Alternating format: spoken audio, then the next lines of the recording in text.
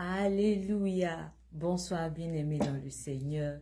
Je suis contente de te retrouver encore ce soir pour que nous puissions ensemble réfléchir à la lumière de la parole de Dieu. Bienvenue à notre émission Consultons la Bible. Je suis votre servante, la servante Anita, et je suis heureuse de vous retrouver. Vraiment, ça fait un petit moment. Ok. Alors, pour petit rappel, lors de notre dernière rencontre, nous avons réfléchi ensemble à la question suivante. Aimes-tu vraiment Dieu? Et nous avons vu que l'amour de Dieu doit se vivre de tout notre cœur, de toute notre âme et de toute notre force. Pas seulement en parole, mais dans la réalité du quotidien. Et bien aujourd'hui, nous allons toujours continuer sur la même lancée et voir comment est-ce que nous manifestons cet amour pour Dieu au travers de notre mariage, dans notre mariage, avec notre relation quotidienne de couple. Avant d'aller plus loin, nous allons prier. Prions. Père, nous voulons te dire merci pour ce moment que tu rends possible. Merci de nous éclairer à la lumière de ta parole et de nous apprendre à t'honorer au travers de nos unions. Reçois toute la gloire au nom puissant de Jésus. Amen. Alors, comment est-ce que je peux aimer Dieu dans mon mariage? D'abord, j'ai essayé, par la grâce de Dieu, avec l'aide du Saint-Esprit, de trouver 3 éléments clés autour desquels on va tourner ce soir. Il y a d'abord vis-à-vis le respect vis-à-vis de l'institution du mariage. Ensuite, l'amour de Dieu au travers de la relation entre le conjoint et sa conjointe. Et l'amour de Dieu au travers de la relation du couple vis-à-vis des autres. Allons-y avec notre premier grand point. J'aime Dieu en respectant l'institution du mariage. Nous prenons le livre d'Hébreux, le chapitre 13, le verset 4 qui nous dit que le mariage soit honoré de tous et le lit conjugal exempt de souillure, car Dieu jugera les impudiques et les adultères. Alors, bien aimés, nous voyons ici que honorer le mariage, c'est respecter la sainteté caractérisée par le mariage. Et cela va impliquer quoi? La fidélité, la transparence et le rejet de toute forme d'infidélité, de trahison. Revenons au début du verset. Que le mariage soit honoré de tous. Alors, ce que je comprends là, c'est que la Bible ne nous dit pas que le mariage soit honoré des conjoints ou que le mariage soit honoré des enfants. Il dit de tous, c'est-à-dire, il faut respecter le mariage, que tu sois marié ou pas. Oui, parce qu'on entend souvent des personnes dire moi, le mariage, ça ne m'intéresse pas. Non, ça ne me dit rien du tout. Non, si c'est pour souffrir comme ma mère, là, non, non, non, non, non, c'est pas la peine. Bien aimé, le mariage voulu par Dieu n'est pas forcément le modèle que papa et maman t'ont montré. Le mariage voulu par Dieu, le modèle voulu par Dieu, n'est pas le mariage ou alors le style de mariage que tu vois aujourd'hui. Donc, fais très attention à tes paroles quand tu parles du mariage. Ici, on parle du mariage voulu par Dieu. Et il y a des personnes qui souvent sont mariées. On leur demande, mais comment ça va dans ton couple? Ah, le nouveau marié, comment est-ce que vous allez? Comment va ton mariage? Comment va ton époux ou alors ton épouse? Et on entend, on est là-haut. Ben, il est là-bas. Elle va bien. En tout cas, chez nous en Côte d'Ivoire, ce terre-là, ou cette façon de répondre, montre une certaine lassitude, un certain dégoût, un déshonneur, un manque de considération. Voilà le mot que je cherchais. Un manque de considération de l'autre ou alors de la relation. Je veux dire du mariage. Mais c'est dangereux. J'insiste encore. Parce que pour le Seigneur, le mariage est très important. Donc, si notre Dieu accorde de l'importance à une chose aussi sacrée, une institution que lui-même il a mise en place, et que toi tu la dédaignes, désolé, tu es en train d'attirer la malédiction sur toi. Le Seigneur prend cette affaire de mariage-là au sérieux. Donc, s'il te plaît, fais de même. Si tu trouves que ton mariage ne reflète pas ce que la Bible te présente, mais va au pied du maître. Va chez le concepteur, chez le constructeur du mariage. Présente-lui le modèle que tu as. Il va le rétablir, il va le réparer, il va le restaurer. Mais attention, il ne faut pas que tes paroles amènent les autres à dédaigner cette institution divine. Amen. J'espère que je parle à quelqu'un. Revenons à ceux qui parlent du mariage en dédaignant, pas de leur conjoint sans grande considération. Moi, je pense que pour que ton mariage reflète ce que Dieu a toujours voulu ou alors ce que Dieu veut, il faut en prendre soin. Le mariage, c'est comme un bébé qui naît.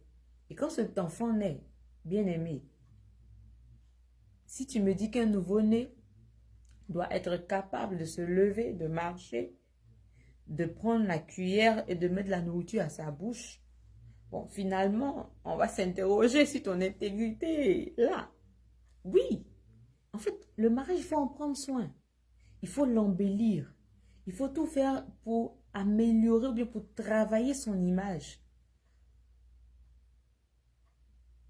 Excuse-moi, mais tu es chrétien, peut-être avant ou après, et là tu vis en concubinage, et tu sais que le Seigneur n'est pas glorifié. Le Seigneur, Dieu merci, il ne se hâte pas de nous juger. D'ailleurs, sa parole dit qu'il est lent à la colère, et il est riche en bonté.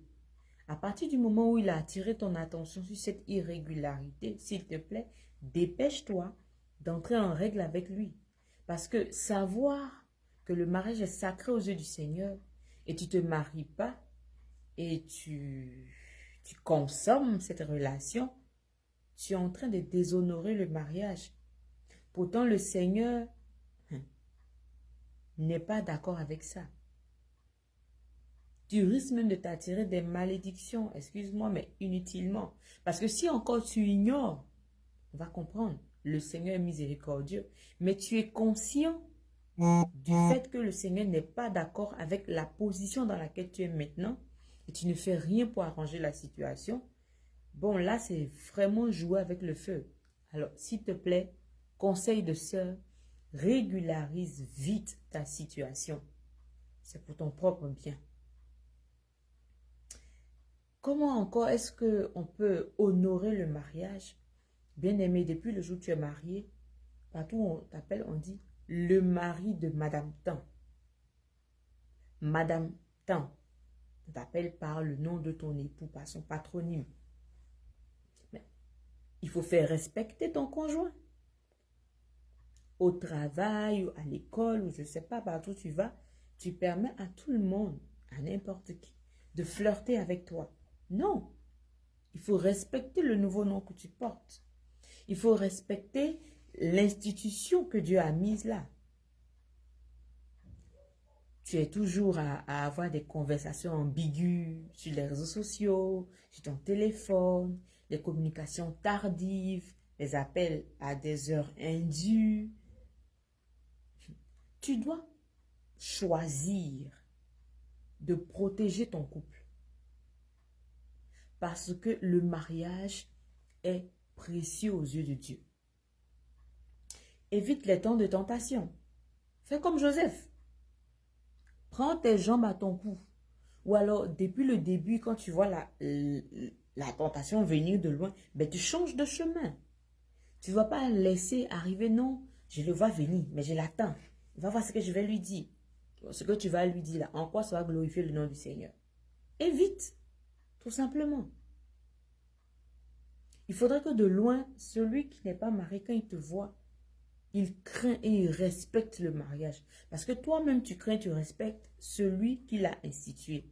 Et comme ça a de la valeur pour ton Dieu, ça doit avoir de la valeur aussi pour toi.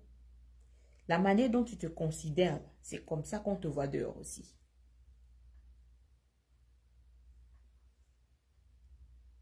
Certains vont dire non, de toutes les façons, mon conjoint ou ma conjointe est comme ci et comme ça, fait ceci, fait cela. Ok.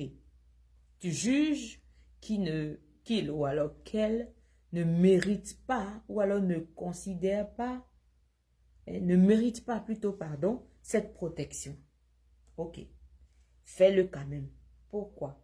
Parce que souviens-toi que le jour de ton mariage, tu as pris un engagement vis-à-vis de ton conjoint, mais tu as pris un engagement aussi devant le Seigneur.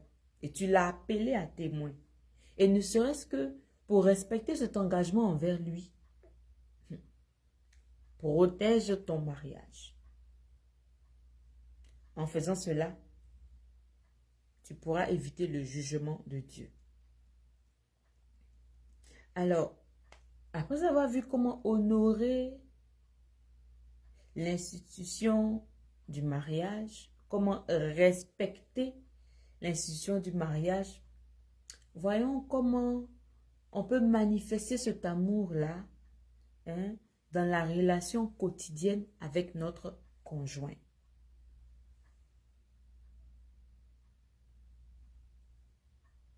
Genèse, le chapitre 2, le verset 24 nous dit: c'est pourquoi l'homme quittera son père et sa mère et s'attachera à sa femme, et ils deviendront une seule chair. Ce verset nous montre, bien aimé, que le mariage est une alliance sacrée, voulue par Dieu, et que dans son plan initial, en fait, Dieu veut que l'homme quitte. Quitte. Ici, quitter, c'est d'abord physiquement. Nous conseillons aux candidats au mariage une chose: ne pas rester sous le toit familial pour se marier. Parce que tu viens fonder une nouvelle famille. Et cela doit être fondé sur de nouvelles bases.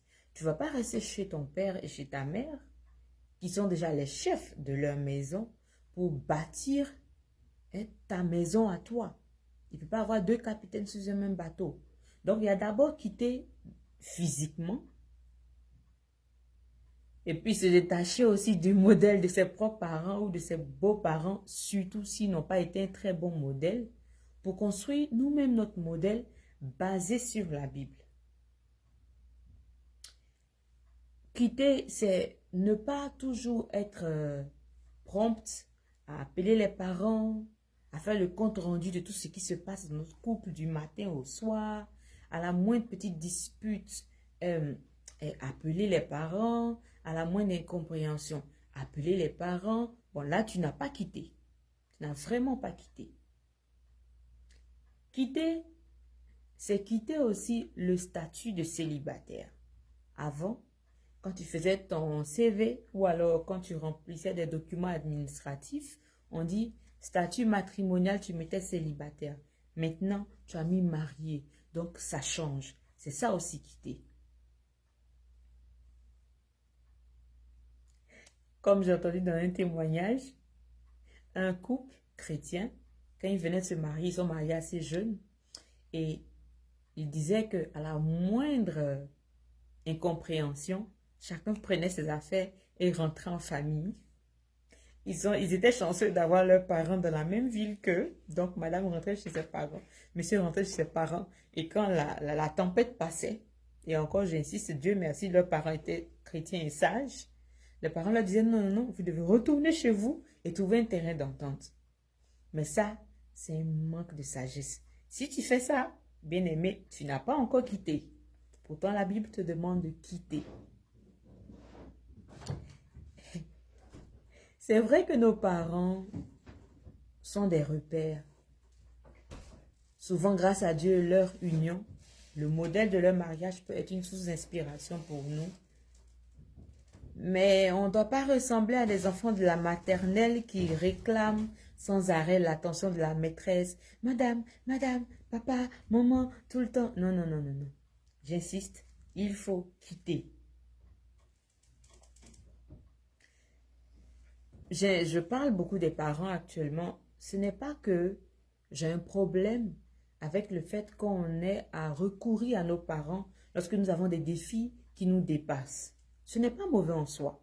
C'est juste que notre premier réflexe doit être de consulter la parole de Dieu, de prier, de s'asseoir ensemble, de trouver un terrain d'accord ou de trouver une solution. Maintenant, il peut arriver d'un commun accord qu'on décide d'en parler aux parents. Pas parce on est submergé, débordé, mais on veut bénéficier en plus de leur expérience. Et j'insiste, on n'est pas obligé de recopier leur modèle à la lettre. Cela va juste nous servir d'exemple pour que nous trouvions nous-mêmes notre juste milieu. Voilà, que nous trouvons notre propre formule à nous. L'homme quittera son père et sa mère et s'attachera à sa femme et ils deviendront une seule chair. Deux personnes de sexe opposé. Ça veut dire déjà, ils ne pensent pas de la même manière, ils ne fonctionnent pas de la même manière, ils ne pensent pas de la même manière, ils ne sont même pas constitués de la même manière, qui doivent se mettre ensemble et puis devenir un, fusionner. Bien-aimé, ce n'est pas moi qui vais te dire le contraire. Vivre au quotidien avec quelqu'un, c'est un vrai défi. Mais, quand il s'agit du mariage selon Dieu, on doit pouvoir le surmonter. Voilà pourquoi je vais te dire que c'est d'abord une décision qu'on prend. Tu dois d'abord prendre cette décision-là. Je veux m'attacher à ma femme, je veux devenir une seule chair avec elle. Tu vas prendre la décision. Avec l'aide du Seigneur, tu vas y arriver. Et puis ensuite, ce sera un processus. Je ne vais pas loin. Moi, ça fait 11 ans maintenant, par la grâce de Dieu, que je suis mariée. Mais il y a des choses pour lesquelles, il y a 11 ans en arrière, il fallait discuter encore et encore, bouder peut-être, faire la tête avant de comprendre. Mais avec le temps, on a appris à devenir une seule chair, à s'accorder sur les choses plus vite qu'auparavant. Donc c'est un processus. Les choses ne vont pas se mettre en place du jour au lendemain. C'est petit à petit. Mais ça part d'abord d'une décision ferme, éclairée par la parole de Dieu, afin que ça puisse aboutir à cette fusion-là dont la parole de Dieu nous parle ici. Deviendront une seule chair. Là, je suis passée du côté déjà dans le quotidien, dans le vécu, mais il y a aussi une chose à ne pas occulter, devenir une seule chair physiquement, bien que ce soit évident. Mais avant de devenir une seule chair physiquement, voilà, avant que cette fusion physique-là puisse perdurer et être stable, il faut comprendre et accepter que l'autre en face de toi ne parle pas le même langage. Comme je l'ai dit plus tôt, on est déjà différents physiquement, physiologiquement, mais aussi dans notre manière de parler, on est différent. On n'a pas les mêmes passe-temps, on n'a pas les mêmes loisirs, on n'a pas les mêmes repas préférés, on n'a pas les mêmes allergies, si tu veux, alimentaires, ou on n'a pas le même caractère, on n'a pas le même tempérament. Il y a des choses que l'autre aime, que l'un ne va pas aimer, il y a des choses que l'autre n'apprécie pas du tout, que l'autre de l'autre côté va affectionner. Et il faut prendre du temps pour découvrir tout ça, pour essayer de comprendre et trouver un juste milieu afin de pouvoir fusionner. Parce que si chacun veut tirer la couverture de son côté, on ne deviendra jamais une seule chair. Alors, pour devenir une seule chair, un autre élément souvent, certains couples négligent, c'est le toucher. Il faut se toucher, oui. Se tenir la main, que ce soit en marchant, ou même à la maison, ou même assis, se faire des câlins, se parler. rire ensemble. Trouver du plaisir à jouer ensemble. Oui, jouer comme des enfants. Je pense qu'on a eu 2 modèles comme ça dans la Bible. Où le roi a regardé, il a dit, cette femme-là. Ce monsieur m'a dit que c'est sa sœur. Mais c'est pas vrai. Regarde comment ils plaisantent ensemble. Mais c'est sa femme. Donc, tout ça, juste pour nous dire que il faut que dans le couple, le mari et la femme sachent plaisanter, sachent prendre plaisir à passer du temps ensemble, sans que ce ne soit forcément sur le plan sexuel. Vous devez apprendre à discuter ensemble. Oui, faites des débats. Ce n'est pas une question de discussion houleuse, non, pas forcément. Puisqu'on est différent et qu'on partage des points de vue différents, c'est normal qu'on puisse échanger sur des sujets où peut-être on n'a pas le même point de vue. Et ça te permet de mieux connaître l'autre, de mieux comprendre son point de vue. Tu n'es pas obligé de le partager, mais au moins tu le comprends mieux. Et tout cela va faciliter notre processus de fusion afin de devenir une seule chair. Méditez ensemble. Priez ensemble. Tout cela va nous rapprocher. Ça va nous permettre de nous attacher. Ça va nous permettre de devenir une seule chair, j'insiste.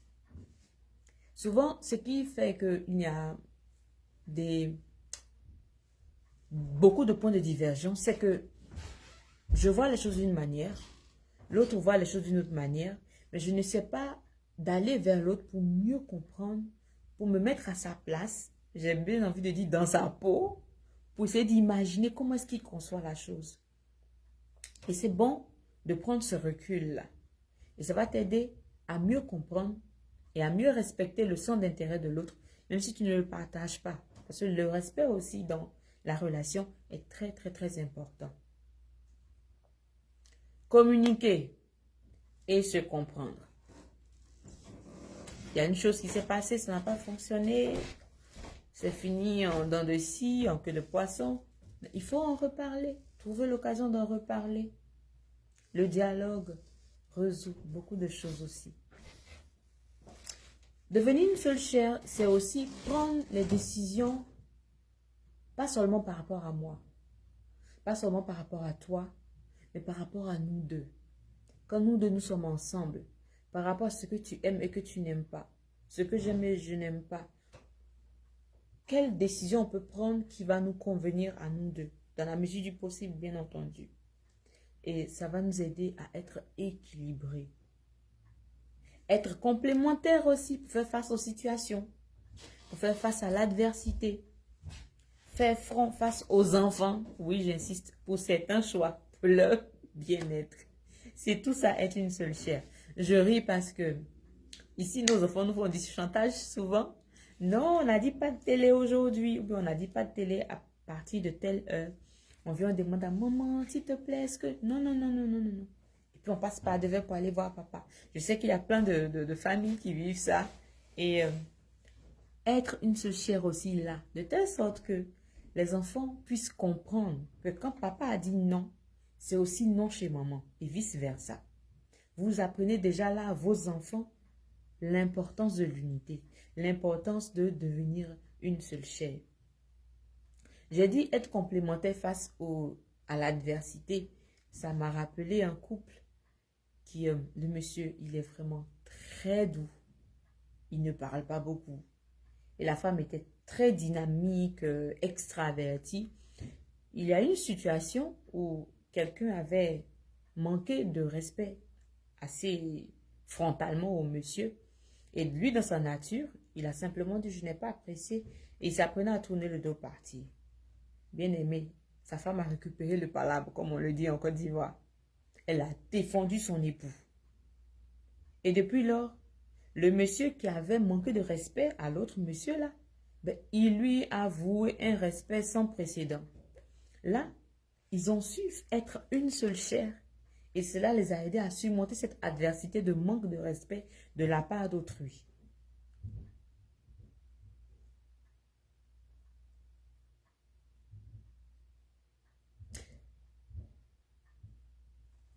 Toujours Excuse-moi, je me perds dans mes notes. Toujours dans la qualité de notre relation avec notre conjoint, allons-y dans Éphésiens 5, 25. Marie, aimez vos femmes comme Christ a aimé l'Église et s'est livré lui-même pour elle. Bien-aimé, Christ a aimé l'Église. Christ m'a aimé, il t'a aimé et il s'est livré lui-même pour moi. Il est allé jusqu'à la mort. Donc ici, l'amour du mari doit être sacrificiel. C'est pas moi qui le dis, à moins que j'ai mal compris ce verset. Christ a donné sa vie pour l'Église. De même, un mari doit être prêt à renoncer à son confort, à son orgueil, à ses préférences, à ce qu'il est pour le bien de sa femme. De façon pratique, aimer sa femme, c'est lui donner du temps. Oui, nous demandons beaucoup de temps.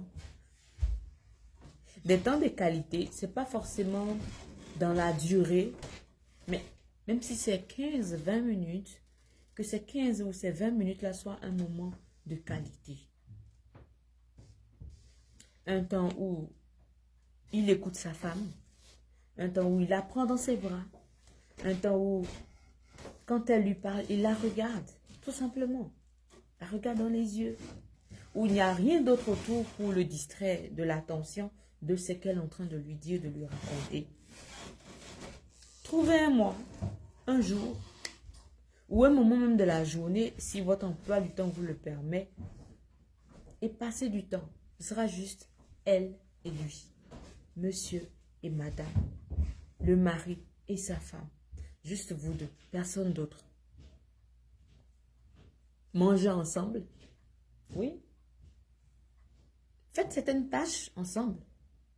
Monsieur a une activité à faire, un boulot, que ce soit à la maison ou à l'extérieur, que madame est disponible. Va avec lui, fais-le avec lui. Et vice-versa. Aimer sa femme, c'est lui faire confiance. Lui être fidèle. L'apprécier. La complimenter. Mon frère, j'ai un secret à te confier. Nous les femmes, on aime savoir que l'image qu'on reflète fait plaisir à notre mari. On aime savoir que la tenue qu'on a portée plaît à notre mari. On aime savoir que la coiffure qu'on arbore, que la monture de nos lunettes, que les chaussures qu'on a choisies, peu importe. On aime savoir que ça plaît à notre mari. Donc, s'il te plaît, fais-lui des compliments. Quand elle te demande, comment tu trouves ma tenue? Est-ce que c'est bon? Et ma coiffure? Ah, je dois me coiffer, je ne sais même pas quelle coiffure choisir. Aide-la à choisir, s'il te plaît. C'est comme ça aussi que tu pourras l'aimer. Accompagne-la dans ses choix, dans ses décisions. Sois celui qui l'encourage à se dépasser, à se surpasser. Là où elle manque de confiance pour prendre des décisions ou alors pour mener à bien certaines activités, gonfle son moral à bloc. Dis-lui, tu es une championne, tu es capable de le faire. Mais tu sais le faire, mais tu es doué. Rassure-la. Entretiens-la spirituellement. Prie avec elle.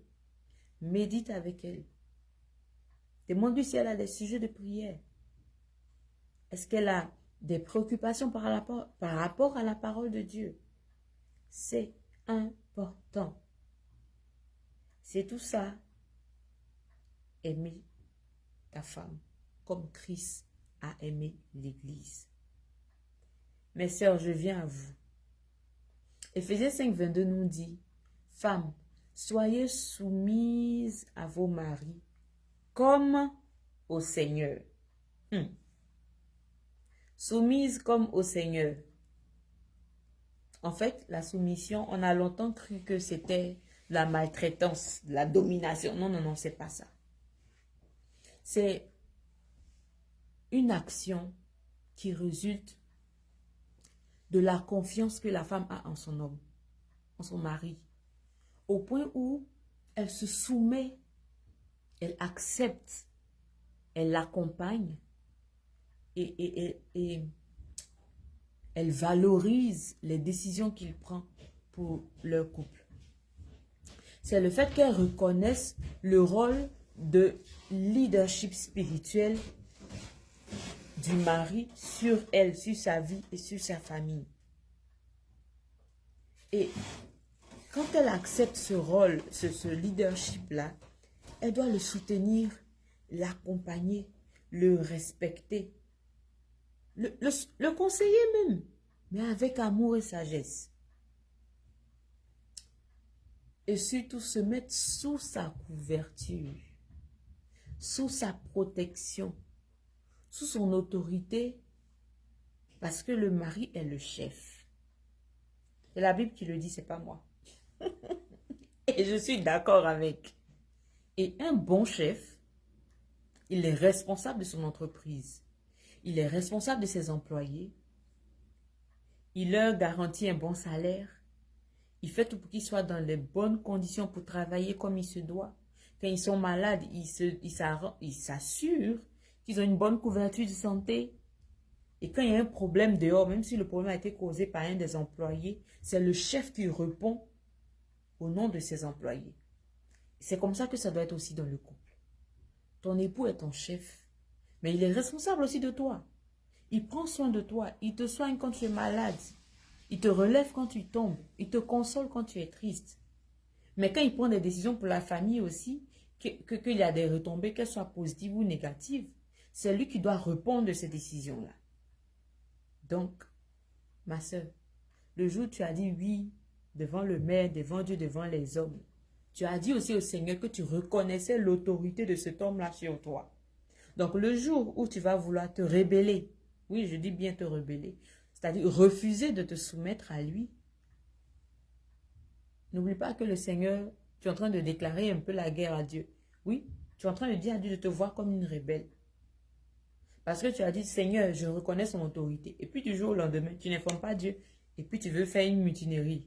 Bon, ça là, c'est là-bas que les histoires de coups d'état là finissent. Je pense que c'est pas ce qu'on veut. Ce n'est pas notre partage au nom de Jésus. Alors, que le Seigneur nous aide à nous soumettre à nos époux.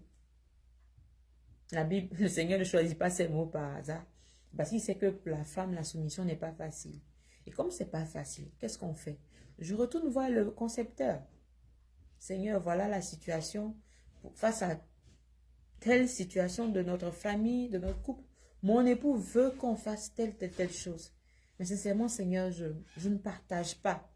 Je sens que ce n'est pas une bonne décision. Donne-moi la force, la sagesse de me soumettre au dernier mot qu'il aura, parce que c'est lui qui a le dernier mot.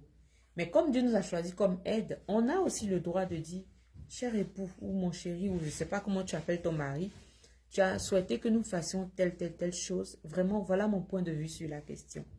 S'il te plaît, essaie de revoir. Maintenant, Dieu que tu as prié avant d'aller lui parler, là, lui, il va lui parler. Mais là encore, il faudrait que tu aies choisi un homme qui craint Dieu et qui se soumette à l'autorité de Dieu, pour qu'il puisse écouter Dieu, qui est son chef aussi à son tour. Et c'est pas toujours facile, je le reconnais, mais c'est ce que le Seigneur attend de nous. Donc, par obéissance d'abord, nous devons le faire. Et ensuite, parce que c'est un commandement de Dieu. C'est un ordre même, j'ai envie de dire. Bon, en même temps, ce n'est pas une corvée. Hein. C'est toi qui as choisi ton mari. On ne te l'a pas imposé. Donc, il faut assumer tout ce que ça comporte comme mesure d'accompagnement. Voilà, on va dire ça comme ça. Le verset nous dit, « Femmes, soyez soumises à vos maris comme au Seigneur. » Comme au Seigneur.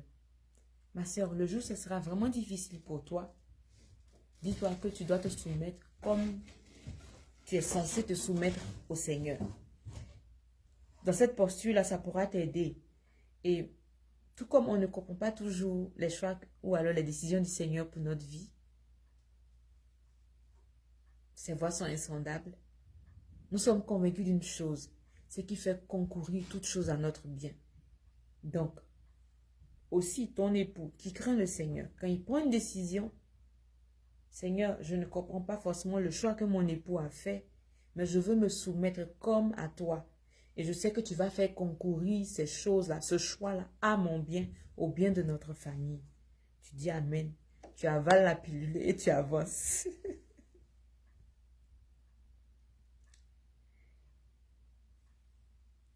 c'est bon, c'est important d'accepter ses décisions, de le soutenir, de l'accompagner, de l'aider même. Il va dire, ben, ma chérie, je veux qu'on fasse telle chose. Tu n'es pas forcément d'accord, tu ne comprends pas trop. Dis, chérie, ok, c'est vrai que je ne comprends pas vraiment pourquoi tu veux qu'on le fasse, mais je me soumets et je veux t'accompagner. Qu'est-ce que je peux faire pour t'aider afin que cette décision-là prenne vie? Ça, c'est ce que le Seigneur attend de toi. Ne t'inquiète pas, les conséquences là, c'est la responsabilité du chef, ok? Donc laisse le Seigneur le gérer et toi fais ta part. Parce que j'insiste, tu t'es aussi engagé vis-à-vis du Seigneur. Sois une femme qui encourage son mari dans ses décisions. Prie pour lui. Et aussi et surtout, quelque chose qui nous arrive malheureusement souvent, c'est rabaisser nos époux devant les autres. Évite ça. Tu es en train d'échanger avec tes copines, avec tes amis, avec tes soeurs, tes frères, je ne sais pas. Et dans les échanges, tu dis quelque chose qui est rabaissant pour ton époux. Évite-le. Parce que ce n'est pas une manière de traiter un chef. Ce n'est pas une manière de traiter ton chef. Seigneur Jésus, aide-nous. Un autre rôle de la femme, encore, c'est... Je reviens encore à ce que le Seigneur a dit. Il a dit qu'il allait concevoir la femme. Faisons la femme qu'elle soit laide, semblable à l'homme. Aide. Je pense que quand quelqu'un est capable de faire quelque chose tout seul, il n'a pas besoin d'aide. C'est parce que le Seigneur est conscient que l'homme aura besoin d'un apport supplémentaire qu'il a créé la femme. Donc, tu as la responsabilité d'aider ton époux. Aux yeux du Seigneur, tu es semblable à lui. Donc, il t'a donné les mêmes facultés. Néanmoins, il reste et il demeure le chef. Ne l'oublie pas. Tu peux l'aider. On aime dire que ce sont les opposés qui s'attirent. Mais si dans ton couple, tu es mauvaise gestionnaire financière, par exemple, et que ton époux, par contre, est très bon gestionnaire, mais laisse-le gérer. Et vice-versa. Si tu es très bon en termes de relations extérieures avec les autres et tout ça, dans ta famille, c'est toi qui vas gérer ce volet-là. Parce que chacun de vous doit œuvrer à ce que son mariage reflète la gloire de Dieu. À ce que son mariage ressemble à ce à quoi le Seigneur a pensé lorsqu'il a institué le mariage.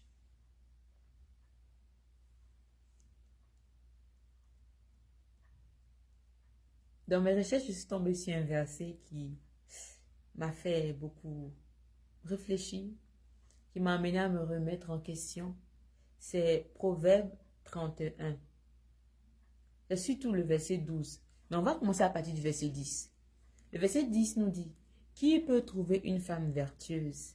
Elle a bien plus de valeur que les perles. » Le verset 11 nous dit, « Le cœur de son mari a confiance en elle, et les produits ne lui feront pas défaut. » Le 12e qui m'a vraiment bouleversée, c'est « Elle lui fait du bien et non du mal, tous les jours de sa vie. » Un petit conseil que je veux qu'on retienne à travers le verset 12 du Proverbe 31, ma sœur, c'est que chaque matin quand tu te lèves, j'espère que tu pries pour recommander ta journée au Seigneur, pour lui dire merci pour la nuit passée. Avant de dire Amen, dis Seigneur, montre-moi comment est-ce que je peux faire du bien à mon mari aujourd'hui.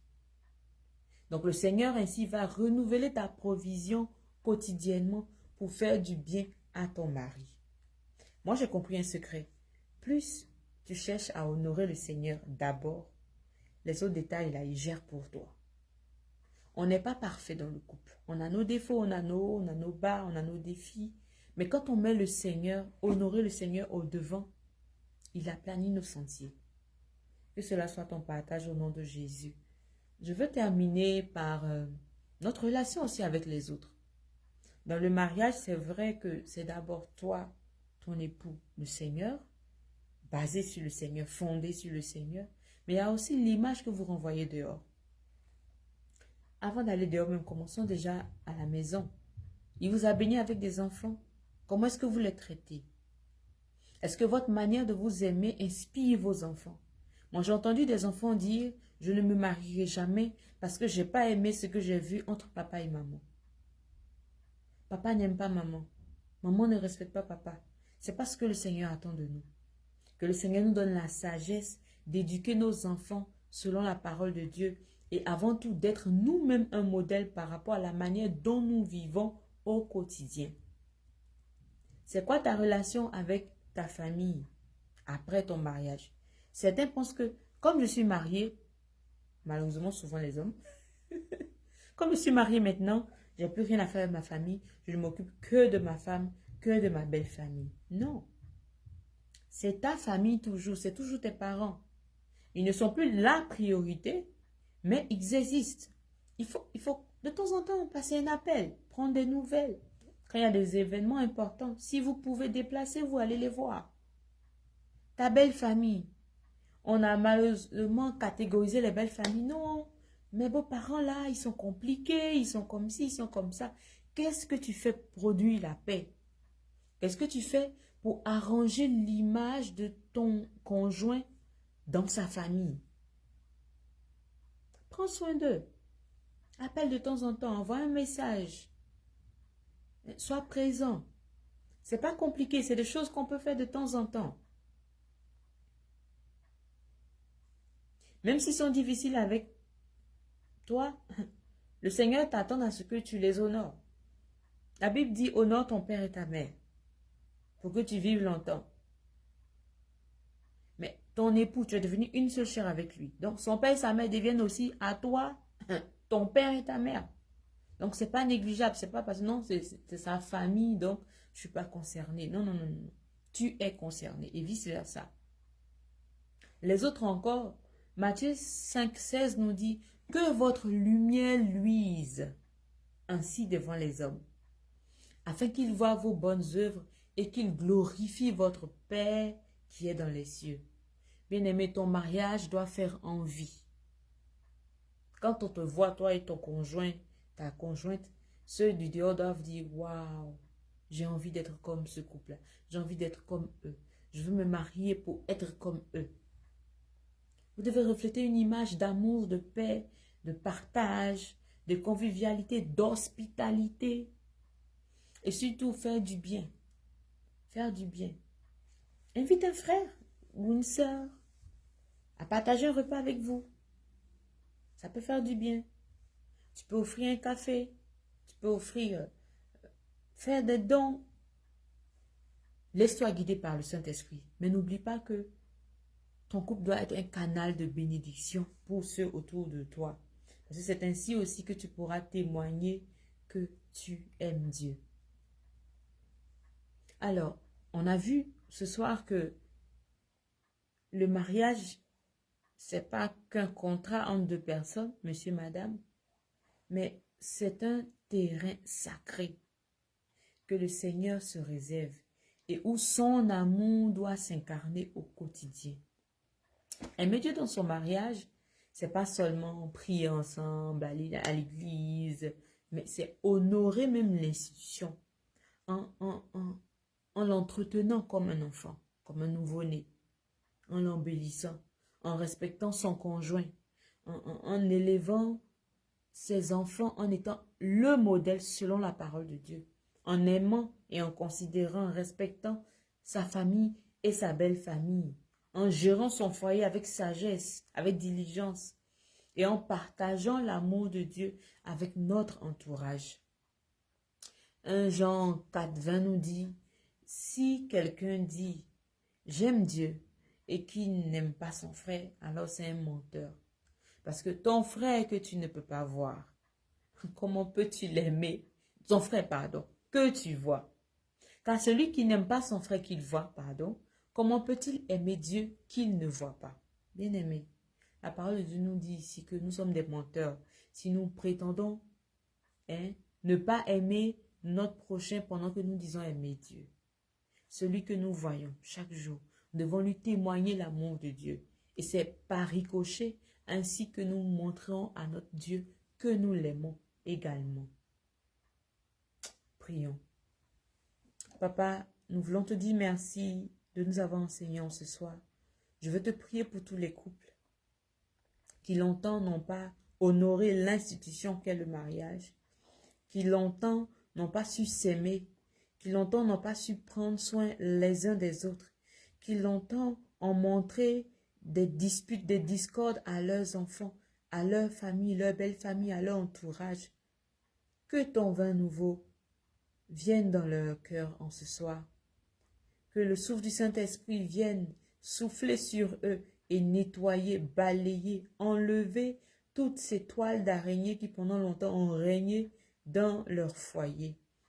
Et que ton souffle nouveau, Saint-Esprit, prenne la place. Merci de faire du bien à nos familles, à nos unions. Et aide-nous à continuer à refléter ton amour dans notre quotidien. Que ce soit avec toi, avec notre prochain et avec également nos conjoints, nos enfants et nos familles. Reçois toute la gloire au nom puissant de Jésus. Amen. J'espère que tu as été béni. Que le Seigneur nous protège. Shalom.